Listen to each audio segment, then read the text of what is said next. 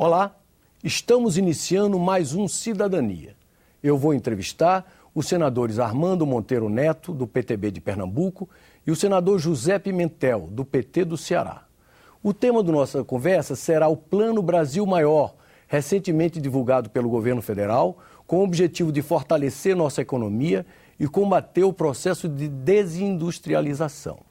Dentre as medidas anunciadas, destacam-se a desoneração da folha de pagamentos de 15 setores da indústria, estímulos à pesquisa e inovação, aumento na oferta de crédito para determinados setores, preferência para produtos nacionais nas aquisições do governo e investimentos em qualificação profissional e novas linhas de créditos para os segmentos exportadores da nossa indústria, além de estímulos para acelerar o Plano Nacional de Banda Larga. Essas, em linhas gerais, são as principais medidas contidas no Plano Brasil Maior. Senador Armando Monteiro Neto, o senhor, que é uma liderança expressiva no mundo empresarial, como é que o senhor recebeu esse plano de medidas chamado Brasil Maior? Olha, eu recebi como algo positivo, é um conjunto de medidas que, a meu ver, estão na direção correta, ou seja, de adotar medidas no curto prazo, que propiciem, por exemplo, uma redução dos custos, sobretudo da indústria de transformação, que está sendo fortemente atingida, sobretudo por uma penetração de produtos importados, o que tem feito esse tal coeficiente de importação crescer muito nos últimos anos. Nós não temos ainda um quadro dramático de desindustrialização, mas temos sim, em vários setores da economia brasileira, um quadro que aponta para uma perda de posição relativa da indústria brasileira, sobretudo em relação à sua posição no próprio mercado doméstico. Setores como o têxtil, o setor de calçados, o setor de imóveis, o setor de bens de capital, o setor eletroeletrônico, até mesmo o setor siderúrgico, vem sofrendo um processo de crescente importação, o que demonstra que a indústria brasileira vem perdendo competitividade. Então é preciso fazer algo, é preciso oferecer uma ação do governo e, portanto, o governo anuncia a segunda geração de medidas do chamado Plano Brasil Maior. Esse plano foi, na realidade, o plano foi anunciado o ano passado e agora nós temos uma nova geração de medidas que me parece que estão na direção correta e que tocam pontos importantes. Por exemplo, esse processo de ampliação da desoneração da folha de pagamento é efetivamente uma medida concreta que vai resultar numa redução de custos para setores, inclusive setores que são empregadores por excelência e que, portanto, quando deixam de ter uma tributação sobre a folha e ainda que compensada por uma tributação sobre o faturamento, eles têm, na realidade, um ganho de competitividade. Então, eu considero que estão na direção correta, mas temos sempre que considerar que essa agenda da competitividade não é uma agenda que se esgota com um conjunto ou com um plano governamental. O Brasil precisa enfrentar seriamente uma agenda que nos remete a causas mais estruturais dessa perda de competitividade. E aí é bom sempre destacar as questões de infraestrutura, os custos logísticos, os custos tributários. Eu gostaria, por exemplo, que o Brasil estivesse discutindo uma reforma tributária ampla e não apenas um movimento de desoneração de alguns setores. Mas, realisticamente, nós temos que agir no curto prazo. E, nesse sentido, o pacote, o Plano Brasil Maior, é muito bem-vindo para o setor produtivo. Sua opinião, senador Pimentel, sobre as medidas contidas no Plano Maior, Brasil Maior? Eu comungo com o senador Armando Monteiro e essas medidas elas são tomadas no momento em que a nossa economia continua crescendo. Portanto, elas são absorvidas por parte do Pacto Federativo, em especial por parte do governo federal, com muito mais tranquilidade. Eu lembro que ali em 2006, quando nós estávamos discutindo a criação do Simples Nacional, em que nós tínhamos em contribuição patronal zero sobre a folha de pagamento para a Previdência Social e a sua transferência para o faturamento, nós tínhamos muitas dúvidas. Nós tínhamos ali apenas 1.337.000 micro e pequenas empresas formais.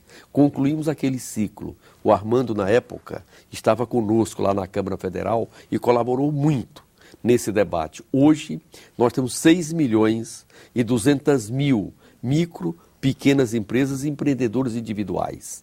E durante esse período, as receitas da Previdência Social cresceram, a formalização cresceu e grande parte dessa chamada nova classe média está toda vinculada à micro e à pequena empresa. E às vezes a gente diz que a reforma tributária para as micro e pequenas empresas nós fizemos com o Simples Nacional.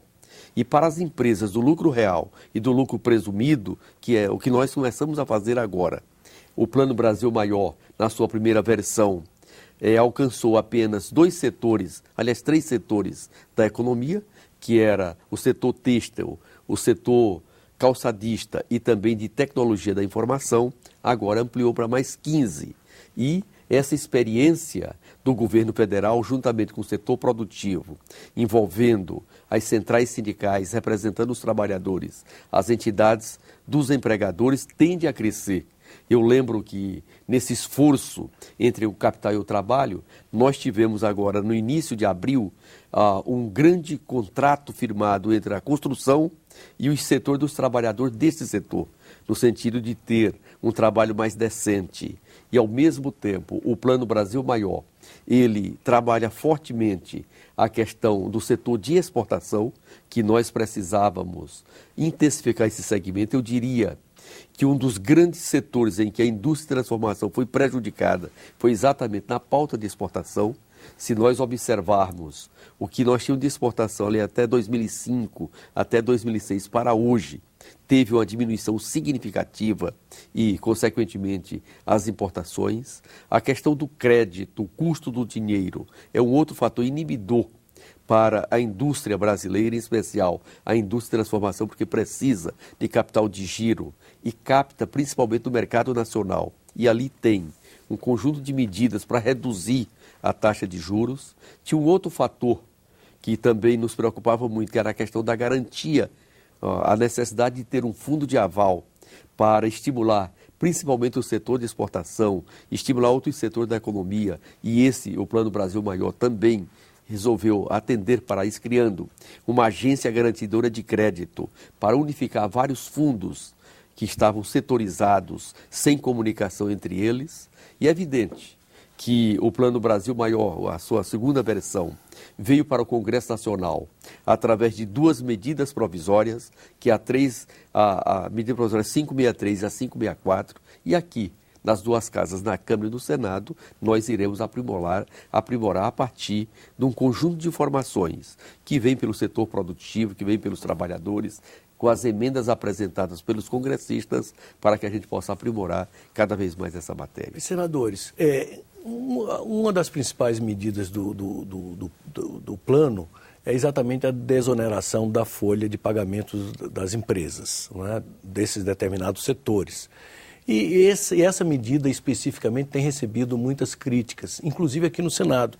O senador Paim, por exemplo, ele tem levantado algumas objeções a essa medida, observando que desonerar a folha significaria enfraquecer a Previdência em prejuízo dos trabalhadores. O que é que os senhores teriam a dizer em relação a essa crítica específica em relação à desoneração da folha? Esse debate nós presenciamos quando estávamos construindo o Simples Nacional.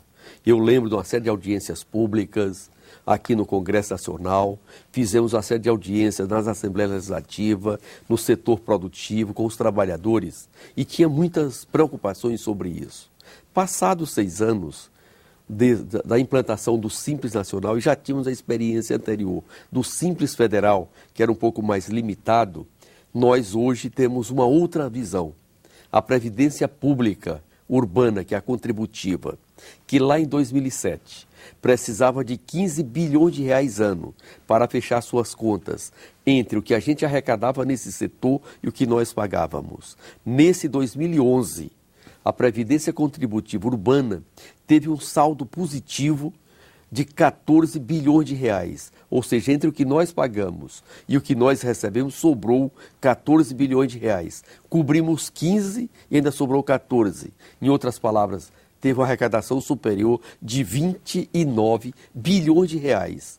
Além do reajuste dos benefícios, que aqueles que têm como base o salário mínimo passou a ter ganho real. Portanto, quando você cria mecanismos em que permite a formalização de todos os contratos de trabalho, que permite colocar na carteira o salário real e, ao mesmo tempo, estimula a formalização de outras empresas, o resultado se demonstra mais favorável para a Previdência Pública. No caso concreto do Plano Brasil Maior, que teve a desoneração das empresas do lucro real e do lucro presumido, ainda no Plano Brasil Maior 1 do segundo semestre de 2011, nós tivemos o cuidado, aqui no Congresso Nacional, de inserir um artigo em que determina que quando a arrecadação foi inferior àquela praticada no ano de 2011, tem a complementação por parte do Tesouro Nacional. E foi criado também uma comissão tripartite, onde tem os representantes dos trabalhadores, o representante dos empregadores e o representante do Tesouro para acompanhar essa rubrica. Eu queria, interrompendo aqui o companheiro Pimentel, dizer o seguinte, que reconhecendo que ele é um grande conhecedor dessa questão da Previdência, foi nosso ministro, mas me cingindo mais ao aspecto do Plano Brasil Maior, a medida que o governo adota, ela não corresponde a um movimento simples de desoneração. Você está, na realidade, mudando a base de contribuição. Aquilo que era extraído da folha de pagamentos passa a ser cobrado no faturamento da empresa. Então, esse é um cálculo econômico ou microeconômico que é fácil de fazer. Sob o valor adicionado no faturamento, você pode ter uma alíquota, por exemplo, de 1% ou de 2%, que ao final compense os 20% que você está desonerando da folha de pagamentos. Portanto, vai haver uma compensação, não é um movimento de desoneração isolado, e se houver, eventualmente, algum prejuízo da Previdência, num primeiro momento, o Tesouro Nacional vai efetivamente bancar essa diferença. Mas eu aposto que por esse efeito saudável da formalização, do estímulo à contratação formal do trabalho... Esse fenômeno que o senador Pimentel estava se referindo vai se repetir. Nós não teremos, ao final, perda efetiva do sistema. E o Armando é vice-presidente da Frente Parlamentar da Micro e da Pequena Empresa, portanto, acompanha de perto esses indicadores. Agora, por que não? Se essa é uma medida benfazeja, por que não estendê-la a toda a economia e localizá-la apenas em alguns setores específicos? Veja, primeiro o governo está focando o setor que mais sofre hoje a concorrência nesse processo de acirramento da competição em escala global, que não apenas desloca a exportação do Brasil, como também desloca a produção nacional no mercado doméstico, que é a indústria de transformação. E na indústria de transformação, o governo coloca um olhar sobre aqueles setores que são mais intensivos em mão de obra e que, consequentemente, precisam desse estímulo que é a desoneração ou a redução do custo do trabalho. Veja que no mundo que está em crise hoje, todos os países se deparam com a questão da redução do custo do trabalho, ou pela necessidade de ampliar as jornadas, ou ainda redução de salários, que o mundo vem adotando, porque com a emergência da China e desses players da Ásia, o mundo industrial foi muito afetado em regiões tradicionais. Então, ou ele se ajusta, e no caso há um bom exemplo que é a Alemanha, que tem feito esse ajuste pela via da inovação, dos ganhos de produtividade que decorrem da inovação de processos e de produtos, ou ainda da própria redução do custo do trabalho. Então o Brasil promove uma redução do custo do trabalho, não pela via perversa, que é a redução salarial, mas pela redução dos encargos que incidem sobre a contratação formal do trabalho. Agora,